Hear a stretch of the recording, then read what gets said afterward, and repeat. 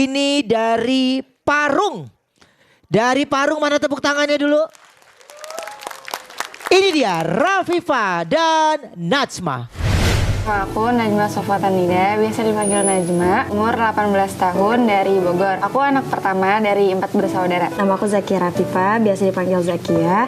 Umur aku 18 tahun, asal Bogor. Aku anak ketiga dari 3 bersaudara. Awalnya nggak nyangka bisa sampai tahap ini. Pastinya ini sangat membanggakan untuk kami, juga untuk orang-orang di sekitar kami. Karena kita duo akan menjadi keunikan tersendiri. Dan juga Kami menggabungkan komedi dan islami, dan itu menjadi ciri khas kami berdua.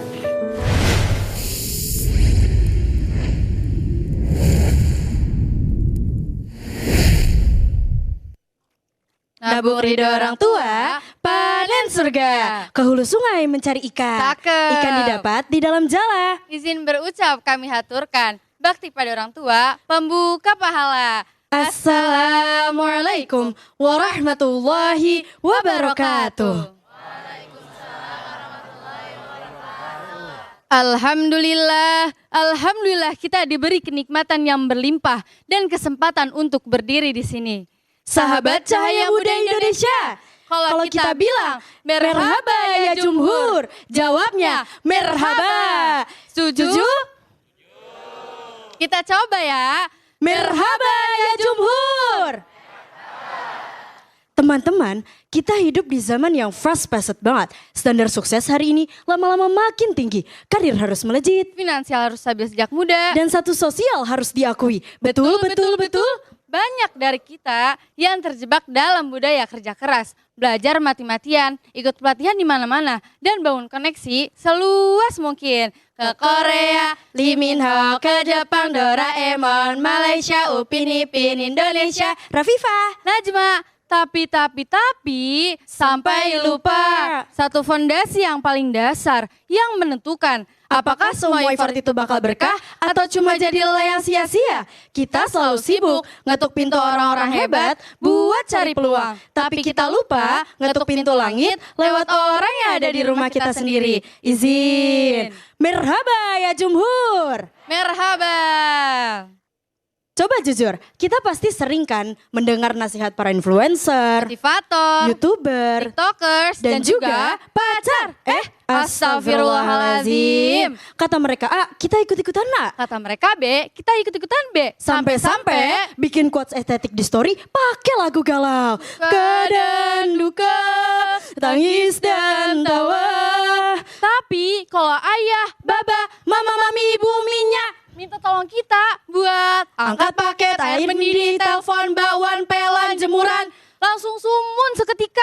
Apaan tuh? Ini nggak denger mendadak. Astagfirullahaladzim. Padahal sahabat Cahaya Muda Indonesia, Allah menaruh perintah berbakti tepat setelah perintah tauhid. Sebagaimana Allah berfirman di dalam Al-Qur'annya. A'udzubillahi minasyaitonirrajim. Bismillahirrahmanirrahim. Wa qada rabbuka alla ta'budu illa Iyyahu wa bil walidaini ihsana ila ayatil ayat. Shadaqallahul azim. Dan Tuhanmu telah memerintahkan supaya kamu jangan menyembah selain Dia, dan hendaklah kamu berbuat baik pada ibu bapakmu dengan sebaik-baiknya. Quran Surat Al-Isra ayat 23.